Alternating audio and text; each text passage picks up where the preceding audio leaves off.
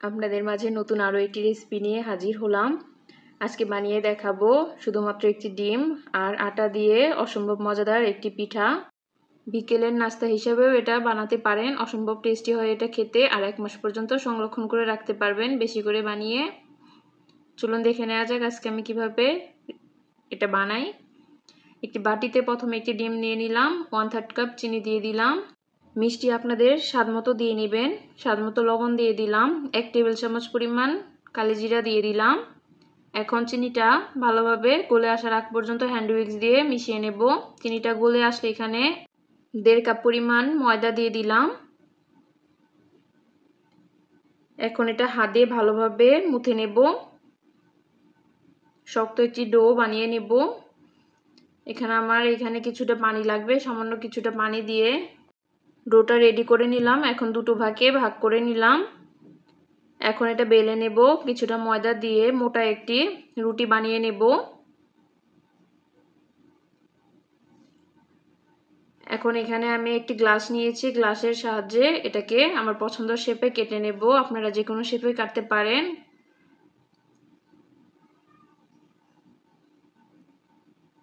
এক এক করে সবগুলো পিঠা এইভাবে বানিয়ে নেব।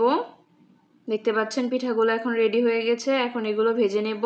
প্যানে পরিমাণ মতো তেল দিয়ে দিলাম। তেলটা কিছুটা গরম হয়ে আসলে পিঠাগুলো এক এক করে দিয়ে দেব। অনেক বেশি গরম অবস্থায় পিঠাটা ছাড়বেন না, এতে করে পিঠায় তাড়াতাড়ি কালার চলে আসবে, ভিতর থেকে ভালোভাবে হবে না। এক পাশ হয়ে গেলে অপর পাশ এভাবে উল্টিয়ে পাল্টিয়ে ভালোভাবে ভেজে নেব। সুন্দর একটি কালার আসার আগ পর্যন্ত এইভাবে নেড়েচেড়ে ভেজে নিতে হবে, যাতে দুপাশে ভালোভাবে কালার আসে।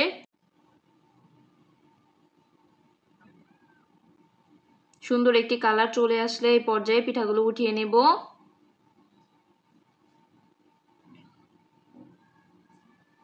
আপনারা এইভাবে বাসায় ট্রাই করে দেখতে পারেন, এটা অসম্ভব টেস্টি হয় খেতে।